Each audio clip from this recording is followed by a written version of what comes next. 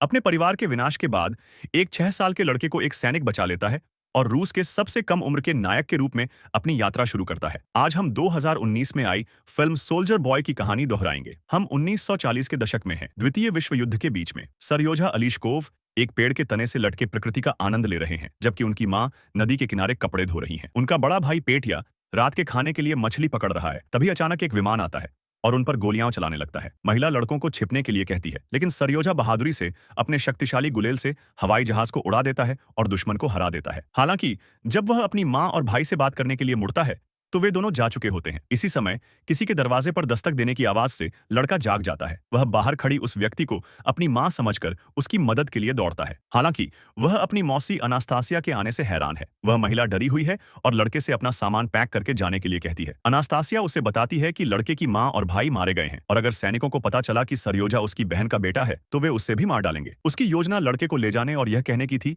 कि वह उसका बेटा है, लेकिन इससे पहले कि वे भाग पाते जर्मन सैनिक घर पर धावा बोल देते हैं। वह महिला खिड़की से सरयोजा को भागने में मदद करती है, लेकिन अंत में उसे गोली लग जाती है। लड़का डर के मारे जंगल में भाग जाता है और छिपने की जगह ढूंढने की कोशिश करता है। अंदर ही अंदर उसे अब भी विश्वास था कि उसकी मां उसे ढूंढ लेगी, लेकिन वह युवक कल्पना भी नहीं कर पा रहा था कि अब उसे किन चुनौतियों का सामना करना पड़ेगा। कुछ घंटे बीत चुके हैं और सरयोजा को अपने दम पर जिंदा रहने का रास्ता ढूंढना है। नदी के किनारे पानी पीते हुए लड़का कुछ सैनिकों के आने से हैरान रह जाता है। जो कुछ हुआ था उससे आहत होकर वह जल्द ही छिपने की जगह ढूंढने लगता है। कुछ मिनटों के लिए सरयोजा एक बड़े पेड़ की जड़ों के बीच छिपता है, लेकिन कुछ अप्रत्याशित घटित होता है। उसके बगल में एक सांप दिखाई देता है। छोटा सा सांप बुरी तरह डर जाता है, फिर भी वह खुद को चुप रहने के लिए मजबूर करता है। उसके लिए अपने परिवार के सदस्यों जैसा ही हश्र भुगतने से बड़ा कोई डर नहीं है। इस बीच सैनिक आग जलाते हैं और आराम करने का मौका लेते हैं। खाना खाने के बाद वे आग बुझाते हैं और चले जाते हैं। उसी समय सरयोजा आखिरकार उस काले सांप से बच निकलने में कामयाब हो जाता है। भूखा लड़का उन आदमियों द्वारा छोड़े गए डिब्बों में से एक उठाता है, इस उम्मीद में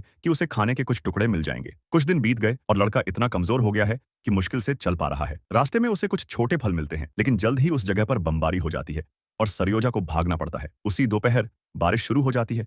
हालांकि लड़का थका हुआ है और आश्रय की तलाश में बाहर जाने की ताकत नहीं रखता। कुछ घंटों बाद 2 रूसी सैनिक उसे ढूंढते हैं और उसे शिविर में ले जाते हैं। वहां सरयोजा का स्वागत सेनापति कुजनेत्सोव करता है, जो तुरंत अपने आदमियों से लड़के को खिलाने और उसकी देखभाल करने के लिए मदद मांगता है। उस दिन के बाद से लड़के को उसके नए उपनाम सरगेई से पुकारा जाता है। कुछ घंटे बीत जाते हैं और सैनिक एक नई लड़ाई शुरू करने से पहले अपने परिवार के सदस्यों के बारे में बात करके अपना ध्यान भटकाने की कोशिश करते हैं। हालांकि जब उन्हें इसकी उम्मीद भी नहीं होती तो एक बम उन्हें चौंका देता है। अस्पताल में नर्स कात्या सरगेई के जख्मों की देखभाल करती है। हमले के कारण नए घायल घटनास्थल पर पहुंचते हैं और महिला उन सभी की देखभाल करने के लिए दौड़ पड़ती है। कमजोर और घायल होने के बावजूद सरगेई एक पल के लिए भी चुप नहीं रहता और एक सैनिक होने के बारे में और जानने के लिए उत्साह दिखाता है। धीरे धीरे लड़का घुल मिल जाता है और अपने आसपास के सभी लोगों का दिल जीत लेता है। कात्या को एक सैनिक बुलाता है और जब वह तंबू के बाहर पहुंचती है तो उसे एक बकरी मिलती है। सभी को आश्चर्य हो रहा है कि जानवर ऐसी जगह कैसे पहुंच गया, लेकिन वे खुश हैं क्योंकि अगले कुछ दिनों में वे दूध पी सकते थे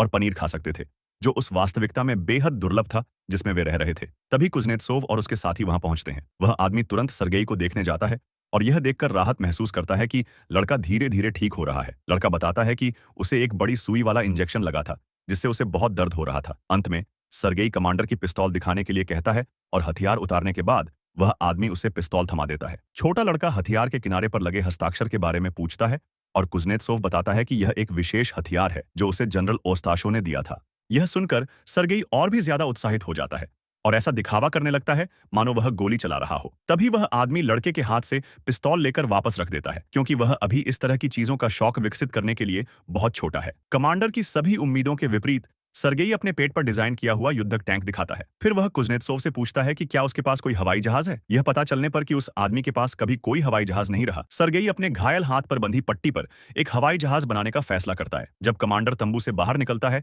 तो कात्या हिम्मत जुटाकर उससे लड़के के बारे में बात करती है। नर्स उस आदमी से लड़के को अपने पास रहने देने के लिए कहती है और कुजनेत्सोव तुरंत मना कर देता है। वह दावा करता है कि वहां एक बच्चे का कोई स्थान नहीं है और कहता है कि वह उसे एक अनाथालय ले जाएगा। बाद में कुछ सैनिक सरगेई से मिलने जाते हैं और वह युवक पहली बार दूरबीन इस्तेमाल करने के लिए उत्साहित होता है। जैसे ही वे जाते हैं रेजो प्रकट होता है और लड़का दौड़कर उसकी बाहों में समा जाता है। वह आदमी लड़के को एक कैंडी देता है। कैंप के बाकी लोगों की तरह रेजो भी उसके साथ मजबूत रिश्ता बना रहा है। रात में कात्या अपनी साथी नर्स से बात करती है और उसे बताती है कि उसे अब नींद नहीं आ रही है क्योंकि सरगेई के आने के बाद से वह उसके बारे में सोचना बंद नहीं कर पा रही है। महिला का दावा है कि जैसे ही उसने उसे पहली बार देखा उसके अंदर कुछ बदल गया, जैसे मातृत्व का भाव। कात्या बताती है कि हालांकि वह नहीं चाहती कि लड़का युद्ध के बीच में हो, लेकिन एक सुरक्षित माहौल में उसका सबसे बड़ा डर यह है कि कमांडर उसे कहीं और भेज देगा, क्योंकि फिर वह उसे फिर कभी नहीं पा सकेगी। अगली सुबह इगोर कुज़नेत्सोव से बात करने जाता है। सैनिक उसे समझाने की कोशिश करता है कि वह लड़के को कैंप में ही छोड़ दे, क्योंकि सैनिक उससे जुड़ गए हैं। आखिरकार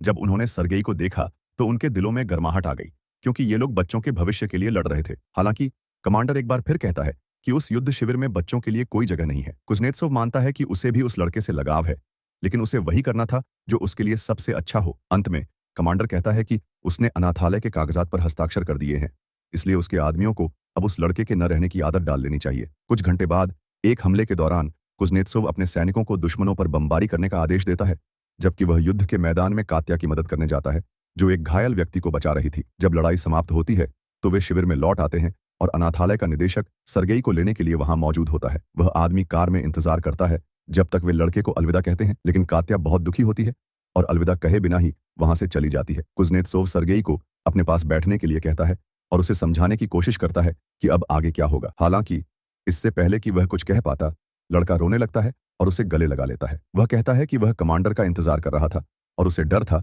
कि वह उसे फिर कभी नहीं देख पाएगा। तभी वह आदमी उसे लकड़ी में उकेरा हुआ एक हथियार देता है और पूछता है कि क्या वह लड़का उसका बेटा बनना चाहेगा। दोनों गले मिलते हैं और कुज़नेत्सोव अनाथालय के उन दस्तावेजों को फाड़ देता है जिन पर उसने पहले ही हस्ताक्षर कर दिए थे। अब अगली चुनौती सर्गेई के लिए उपयुक्त कपड़े ढूंढने की है। सेना के नए सदस्य को अपने नाप की वर्दी चाहिए थी, इसलिए इगोर ने कपड़े बेचने वाले को लड़के के लिए नए कपड़े बनाने के लिए कुछ पुराने कपड़े अलग रख दिए। कुछ ही देर बाद कात्या सबसे छोटे जूते लेकर आती है जो उसे मिल सकते थे। मोची के कुछ बदलाव के बाद वे सर्गेई के लिए एकदम सही होंगे। अगली सुबह कुज़नेत्सोव उसे जगाने जाता है। वह आदमी कहता है कि एक असली सैनिक की तरह उसे 45 सेकंड में तैयार होना होगा। फिर वह उसे उसकी नई वर्दी देता है। लड़का बहुत खुश होता है और तैयार होने के लिए दौड़ता है, लेकिन पहले पूछता है कि उसने अपने नए पिता कुज़नेत्सोव के चेहरे पर स्टिकर क्यों चिपका रखा है, और वह आदमी दावा करता है कि किसी चूक की वजह से उसने दाढ़ी बनाते समय खुद को काट लिया था। 45 सेकंड गिनने के लिए कमांडर एक माचिस जलाता है और कहता है कि लकड़ी पूरी तरह जलने से पहले सर्गेई तैयार हो जाए। कुछ माचिस की तीलियां जलाने के बाद वे तंबू से बाहर निकलते हैं और सर्गेई अपने साथियों को अपनी नई वर्दी दिखाने के लिए उत्साहित है। तभी अचानक एक हमला होता है और कमांडर अपने बेटे की रक्षा के लिए दौड़ता है। वह अपने एक आदमी को बच्चे को आश्रय में ले जाने का आदेश देता है, जबकि बाकी सभी खाइयों में छिप जाते हैं। बमबारी के दौरान कुछ सैनिक घायल हो जाते हैं और लड़का उनकी देखभाल के लिए अस्पताल जाता है। वह उन्हें पानी देता है और जरूरत पड़ने पर और भी मदद करने को तैयार रहता है। आंखों पर पट्टी बांधे एक आदमी सर्गेई से अपने परिवार द्वारा भेजे गए पत्र पढ़ने के लिए कहता है। हालांकि लड़का अभी भी पढ़ नहीं पाता और बेचारे सैनिक को खुशखबरी सुनाने के लिए कुछ नया ढूंढने लगता है। बाहर बम गिरते रहते हैं, इसलिए अपने साथियों को शांत करने के लिए सर्गेई उनके लिए गाना गाने की पेशकश करता है। सभी भावुक हो जाते हैं। आखिरकार वह बहुत तनावपूर्ण क्षण था, और फिर भी एक बच्चा उन बीमार लोगों के दिलों में राहत और आशा की किरण जगाने में सक्षम था। उन अंधेरे घंटों के बाद सर्गेई कात्या की गोद में झपकी लेता है। उसके पिता कमांडर कुछ ही देर बाद आते हैं और उस महिला के बगल में बैठ जाते हैं। कुज़नेत्सोव कहता है कि उसे कुछ बताना है, लेकिन सर्गेई जाग जाता है और पूरी योजना बिगाड़ देता है। जब कैंप का पुनर्निर्माण हो रहा होता है तो दो सैनिक सर्गेई को दाढ़ी बनाते हुए देखते हैं और उसका मजाक उड़ाने का फैसला करते हैं और पूछते हैं कि क्या वह किसी डेट के लिए तैयार हो रहा था। हालांकि लड़का खुद को एक सैनिक बताता है और उसके अनुसार सैनिक डेट पर नहीं जाते। बाद में वह कमांडर से अपना परिचय देता है ताकि पता चल सके कि उस दिन उसका काम क्या होगा। कुज़नेत्सोव पूछता है कि लड़के के चेहरे पर पट्टी क्यों बंधी थी, और सर्गेई दावा करता है कि किसी चूक की वजह से दाढ़ी बनाते समय उसने खुद को काट लिया। यह सुनकर वह अपने बेटे से कहता है कि वह आने वाले ट्रक से चिट्ठियां लेकर सैनिकों में बांट दे। अपने रिश्तेदारों के पत्र पाकर सैनिक खुशी से नाचने लगते हैं और इससे लड़के को अपना काम और भी पसंद आने लगता है। काम खत्म होने पर सर्गेई अपने छद्म सूट में कैंप में चुपके से घूमने का फैसला करता है। दूरबीन से झांकते हुए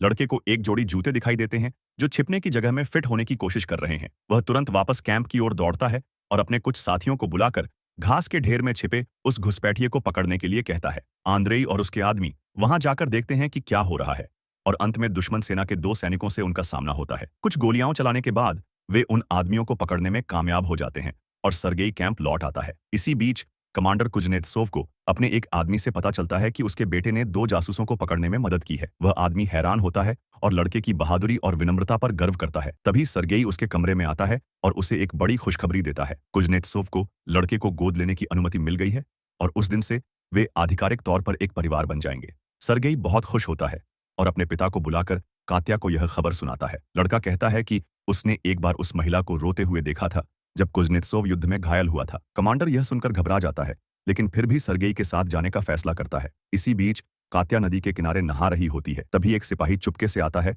और उसका कोट छीन लेता है। वह आदमी उसे पुकारता है और उसे खुद तोड़े हुए फूलों का एक गुलदस्ता देता है। महिला इस स्थिति से स्पष्ट रूप से असहज है और अपना कोट वापस लेने की कोशिश करती है। तभी सरगेई और उसके पिता वहां आ जाते हैं। कुजनेत्सोव जल्द ही स्थिति को भांप लेता है और लड़के को वापस खींच लेता है। कमांडर ध्यान से देखते हुए अपना भेष बदलने की कोशिश करता है। हालांकि सरगेई खुद को उसकी बाहों से छुड़ाने में कामयाब हो जाता है और कात्या की ओर दौड़ता है। फिर वह अपने पिता को पुकारता है, लेकिन वह आदमी शर्मिंदा होकर पहले ही जा चुका होता है। कुछ दिनों बाद एक और लड़ाई के दौरान लड़का इगोर को ढूंढते हुए खाइयों से होकर गुजरता है। गोला बारूद मिलने के बाद सिपाही लड़के को भूमिगत आश्रय में जाने के लिए कहता है। सरगेई अपने साथियों को छोड़ने से इनकार कर देता है, लेकिन इगोर उसे समझा देता है कि यह एक आदेश है और एक अच्छे सैनिक को अपने वरिष्ठों के आदेशों का पालन करना चाहिए। फिर भी युवक मदद करने का फैसला करता है। वह अपने पिता और साथियों को टूटे हुए कनेक्शन के बारे में बात करते हुए सुनता है। एक तार टूट गया था और उसे ठीक करने के लिए कुछ लोगों को भेजा गया था। सरगेई उनके पीछे जाने का फैसला करता है और जमीन पर रेंगता है ताकि उसे चोट न लगे। जब उसे एक घायल सैनिक मिलता है तो वह मदद करने की कोशिश करता है और पूछता है कि तार को कैसे ठीक किया जाए। सरगेई दोनों सिरों को जोड़ने के निर्देशों का पालन करता है। ऐसा करने से कनेक्शन फिर से जुड़ जाता है और कमांडर अतिरिक्त बल बुला पाता है। लड़के के इस वीरतापूर्ण कार्य ने संभवतः सैकड़ों लोगों की जान बचाई। लड़ाई के बाद सरगेई एक नई योजना बनाने लगता है। उसका अगला मिशन कात्या और उसके पिता को एक साथ लाना है, क्योंकि उसे पहले ही पता चल चुका है कि वे दोनों एक दूसरे में रुचि रखते हैं। इसके लिए लड़का नर्स के पास दौड़ता है और कहता है कि कमांडर बीमार है। फिर वह उस महिला को दौड़ाकर अपने कमरे में ले जाता है। वहां पहुंचने पर वह कुजनेत्सोव को मेज पर लेटा हुआ पाती है और निराश होकर उसे जगाती है। इस बीच सरगेई पहले से ही छिपकर बाहर से सब कुछ देख रहा था। जैसे ही कात्या उसकी जांच करने की कोशिश करती है, कमांडर चौंक कर जाग जाता है और दावा करता है कि वह बीमार नहीं है। नर्स उसे बताती है कि क्या हुआ था और उसी क्षण कुजनेत्सोव अपने बेटे की योजना समझ जाता है। वह खुद को घोषित करने की हिम्मत जुटाता है, लेकिन महिला बेहद शर्मिंदा होकर वहां से चली जाती है। हालांकि वह इस मौके को हाथ से जाने नहीं देना चाहता था, इसलिए वह उसके पीछे जाता है। इस बीच सरगेई एक पेड़ पर चढ़ जाता है और अपनी दूरबीन से शिविर का निरीक्षण करता है। उसी समय वह कुछ बचाव कुत्तों को घटनास्थल पर आते हुए देखता है और उन्हें लेने के लिए वहां दौड़ता है। कुछ मिनट बाद लड़का उनके साथ टहलने की इजाजत मांगता है और एक पहिएदार स्ट्रेचर पर चढ़ जाता है, जबकि जानवर उसे खींचते हैं। समस्या तब शुरू होती है जब रास्ते में कुत्तों को एक बिल्ली दिखाई देती है और वे उसका पीछा करने लगते हैं। अगर वे इसी तरह भागते रहे तो जल्द ही वे एक बारूदी सुरंग में जा फंसेंगे और लड़के की जान खतरे में पड़ जाएगी। यह जानकर रेजो मोटरसाइकिल पर सवार होकर कुत्तों को रोकने के लिए दौड़ पड़ता है, इससे पहले कि बहुत देर हो जाए। यह देखकर कि सरगेई उस स्थिति में सुरक्षित है, सैनिक को बहुत राहत मिलती है। जंगल में कुजनेत्सोव कात्या से बात करने की कोशिश करता रहा, लेकिन जब वह आखिरकार उससे बात करने में कामयाब हो जाता है तो उसे अपनी बात कहने के लिए सही शब्द नहीं मिलते। इसीलिए वह सरगेई को कहानी में शामिल करने का फैसला करता है और दावा करता है कि लड़का उस महिला से बहुत प्यार करता है। फिर वह पूछता है कि क्या कात्या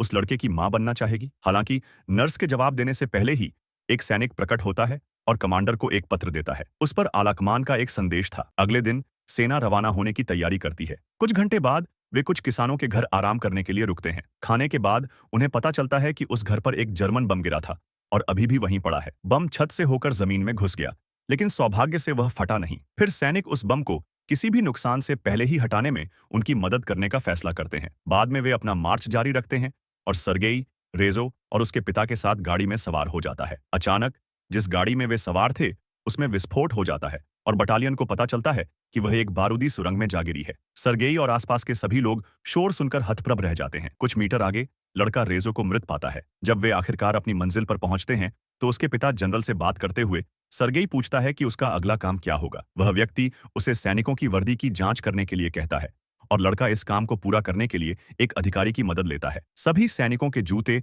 और सूट की जांच करने के बाद वह उस आदमी से उन सभी के नाम लिखने को कहता है जिनकी वर्दी क्षतिग्रस्त हो गई है। आदेश का पालन करने के बाद लड़का रिपोर्ट देने के लिए जनरल के कार्यालय लौटता है। रात के समय सरगेई और उसके पिता आगामी पुरस्कार समारोह के बारे में बात करते हुए जंगल में घूमते हैं। गार्ड का प्रतीक चिन्ह उन लोगों को दिए जाने वाले बैज में होता है जो देश की रक्षा के लिए अपनी जान जोखिम में डालते हैं। इसका मतलब है कि सरगेई को भी यह पुरस्कार मिलेगा। अपने पहले पुरस्कार का जश्न मनाते समय एक बम गिराया जाता है और कुजनेत्सोव को दफना दिया जाता है। लड़का उसे वहां से निकालने की कोशिश करता है, लेकिन उसके पास मलबा उठाने की ताकत नहीं होती। बाद में बमबारी के बाद अपने साथियों की मदद से कमांडर को वहां से निकाला जाता है और चिकित्सा सहायता प्रदान की जाती है। बुरी तरह घायल होने के बावजूद वह व्यक्ति लगातार ठीक हो रहा है और जल्द ही अपने साथियों के साथ फिर से मार्च करने के लिए तैयार हो जाता है। अगले वर्ष 1943 में सर्गेई को द्वितीय विश्व युद्ध के सबसे कम उम्र के सैनिक के रूप में सम्मानित किया गया और अंततः उन्हें मेडल ऑफ ऑनर से सम्मानित किया गया। तो आपको यह फिल्म कैसी लगी? नीचे कमेंट में अपनी राय जरूर दें और अगर आपको वीडियो पसंद आया हो तो लाइक करें और फिल्मों के और भी रिकैप्स के लिए सब्सक्राइब करें। अगली बार मिलते हैं।